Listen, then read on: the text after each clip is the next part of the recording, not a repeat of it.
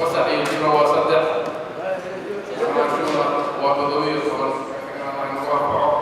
إذا القدومية وبوسوا الوية ياسين والله بسم الله الرحمن الرحيم. السلام عليكم ورحمة الله وبركاته. وأنا يا صباح ونكسل صاحب وحنسوينا ونوقف سنة بدنا نهين عرشي بيرا دولكا عصر يا ونياشي حركة هي حق سوفرستان أو شيء كسر بينا الناس وشديان فبعدنا شغل ناضي هاجس كعجنه سيدانا نكون صحنه سوفرستا وذا الشيء مدير الرجال في حياة الرجال نوك عليه بعد السلام لا يساك صباح خير الأولو waxaan horyaala xeerkii aan u dhigteen ee ahaa xeerkii beeraha lagu soo shaqaynayay marka wixii aan ka soo ururnay iyo kala soo jeedinta waxaa idiin soo gudbinaya mudane siciid oo inoo akrinaya xeerkan waxaanu haynay muddo 3 maalmooda xeerkii beeraha wixii ay nala noqotay garashadaya iyo caqligaya nala noqotay inaanu ka saarno ama ku soo darro oo tira ahaan aanu idinku soo jeedino baan halka idinku soo gudbinaynaa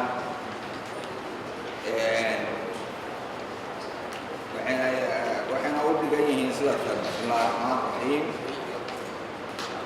kala soo jeedinta guddiga deegaanka iyo khayraadka dabiiciga ah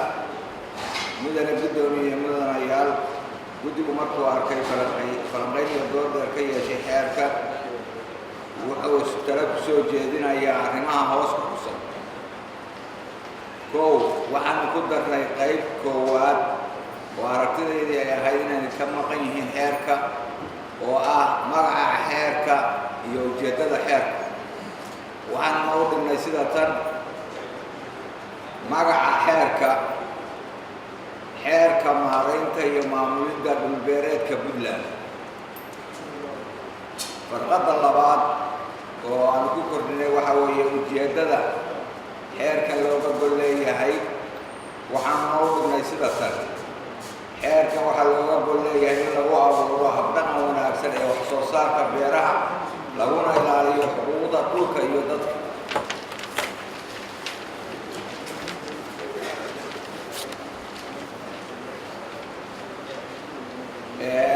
qaybta labaad ee ah ruqsadda dhulbixinta farqadda shanaad waxaanu kordhinay muddada dhulka aan horey u haysan la haysay laakiin aan ruqsadda haysan oo ahaa 8 bilood baan waxaanu ka dhignay in ruqsadda wasaaradda lagu weydiisto 12 bilood sababtoo xeerkan markuu soo baxo ilaa sanad in qofka ugu dambeeya uu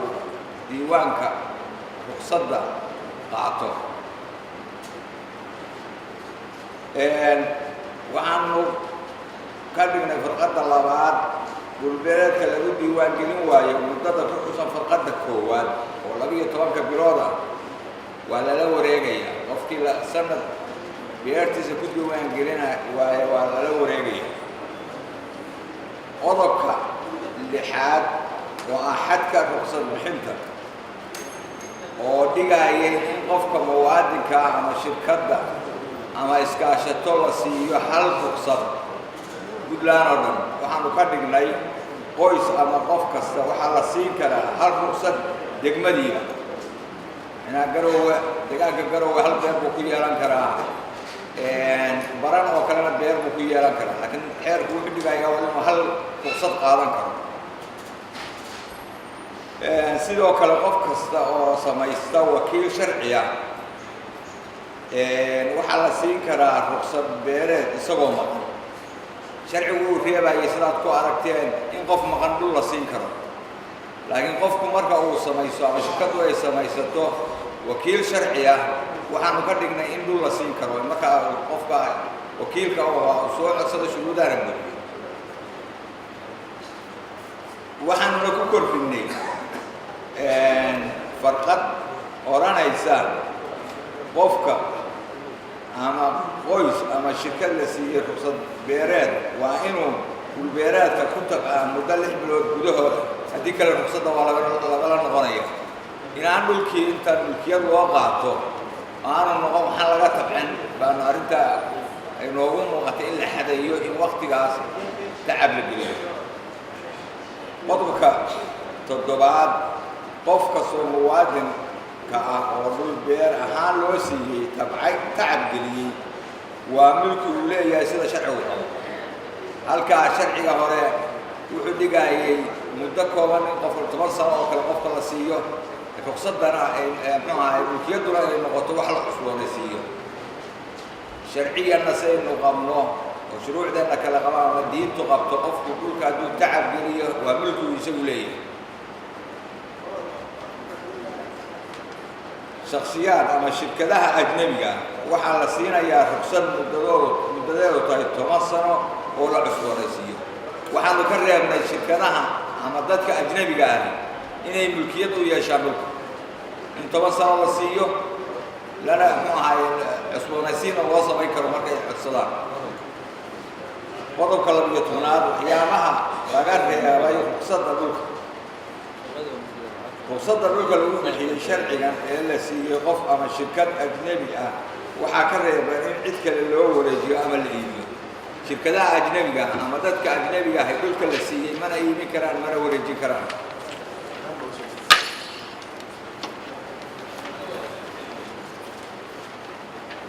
waxaanuna ku kordhinay farqad B oo oranaysa ruqsadda dhulka lagu bixiyey sharcigan waxaa ka reeban beeridda waxyaabaha diintu xarintay in dhul sharciga loo haysay intan darogada iyo waxa la mid lagu beero waa ka reeban yihiin intaasaana ku kordhinay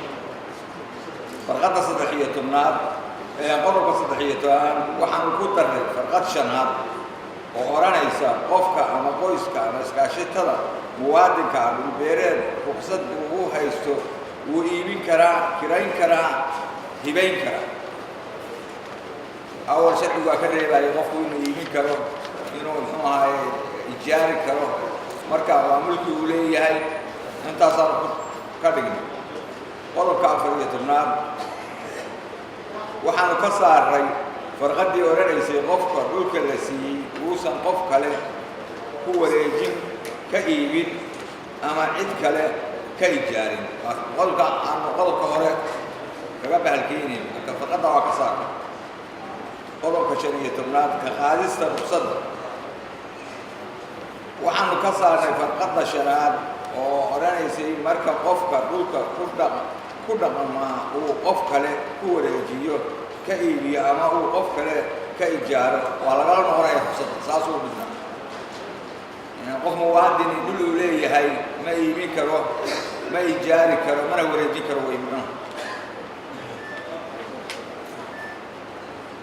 ruqsad dhulbeereed lagu bedeli karaa arrimahan waa horey u qoraayeen waxyaabaha lagu bedeli karo ruqsad qof haysay ama shirkadii haysatay waxaanu ku kornay inta kale waa bahalkii waxaanu noo kusoo daray qodobka 1 waa markii mulkiilaha wadaniga ahay uu qof kale ka iibiyo ama u hibeeyo mulkiyaddu waxay ku wareegaysaa qofkii uu ka iibiyey ama qofka uu hibeeyey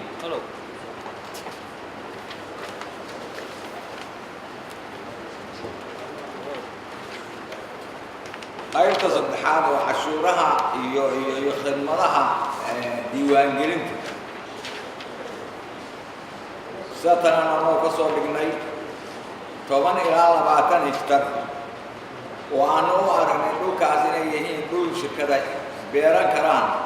waxaan u beenay sidii ay diiwaangelinta wasaaraddu ku soo qortay oo 300 ahayd cashuurtiina waxaanu ka dhignay 100 in sanadkii laga qaado dhulka 5 hektar ilaa 10 hektar u dhaxeeya diiwaangelinta waxaanu ka dhignay 100 cashuurtana waxaanu ka dhignay in sanadla laga qaado $50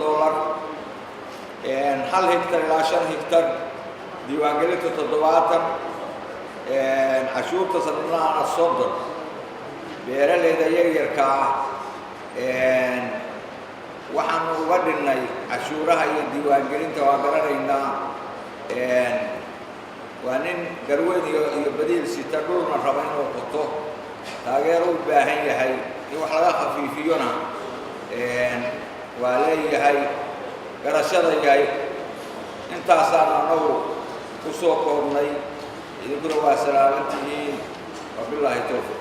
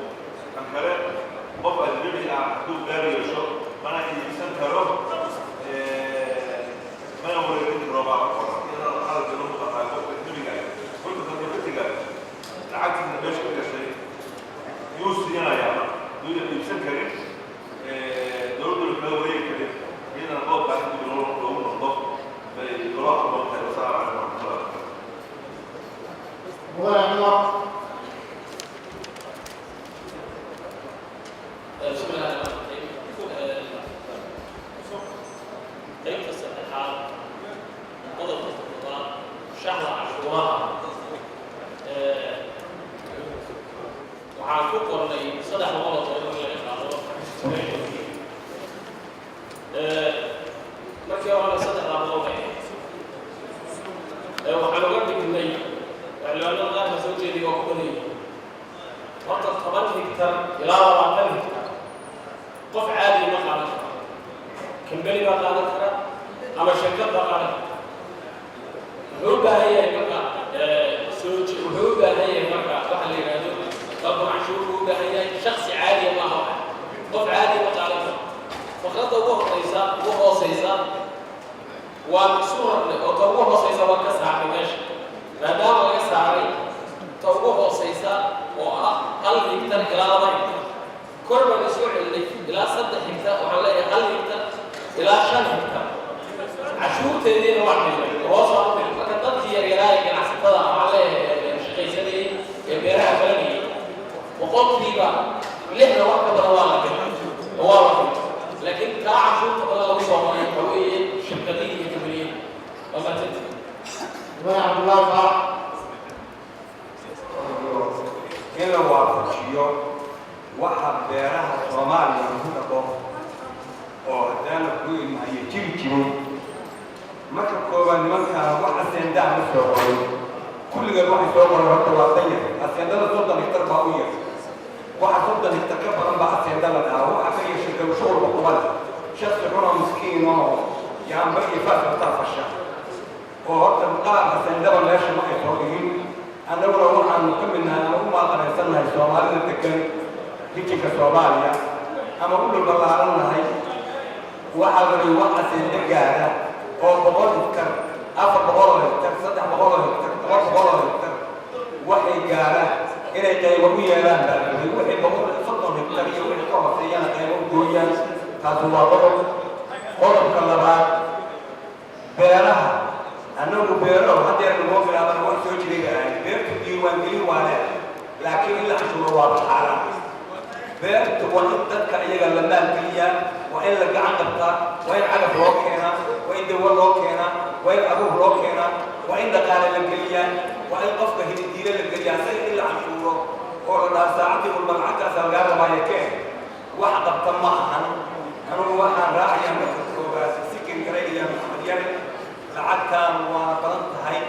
وانا واحد كوبا سلايستين بقى سينتو كلها بحبها سينتات واحد صوبر السينتات صدق لا وحي كبدن بعد صدق التوحيد كوطيان ذاتك ضيق تعالى واحد كوبا وانا ضيق واحد العشور يفعل على مفرد دولار العشورية وضيق ذاتك شكلها لها ملك يعني بحيث قولي بلا بكري وصدق التقنية وحي كبدن قولي التقنية رب قولي التقنية سدع قولي التقنية أفرق قولي التقنية بعض يا بيرا وهو الكرتو اسكت الله أفضل ضربة ضوء يصدق بقول الله كل كذي الواحد أنا ما بقول لك أنا محاضرة تعطي والشروع الموجه لله عارف أن هذا الموضوع المقرصي أسدوي في واحد يقول يعني يبيرها ضيقة حوجات رفعت لي وقلنا لها هاي كل الولد بتدل دونا روح الله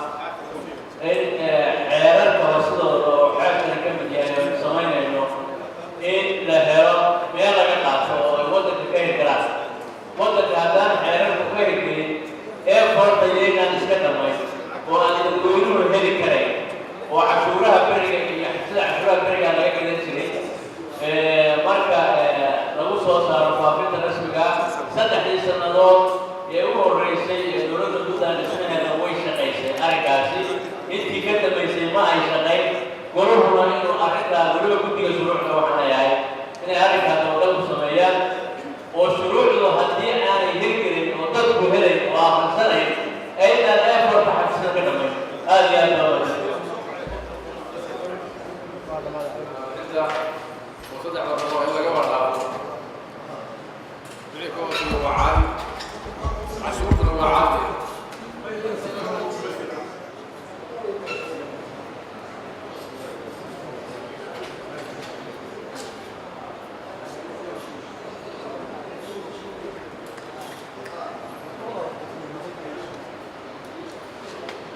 konton iyo shan mudan fadhiya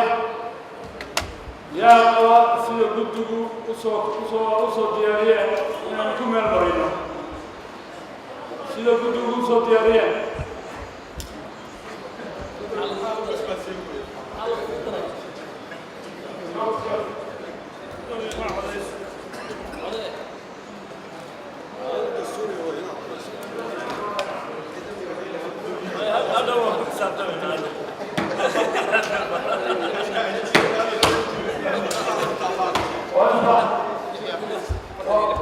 sida minutska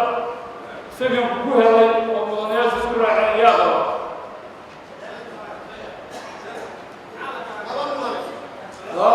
yaa qaba sidiisii hore in laga dhigo yaa diiday yaa ka aamusay wuxuu ku meel maray sidii guddigu usoo diyaariyeen asalaamu calaykum waraxmatullahi wabarakaatu.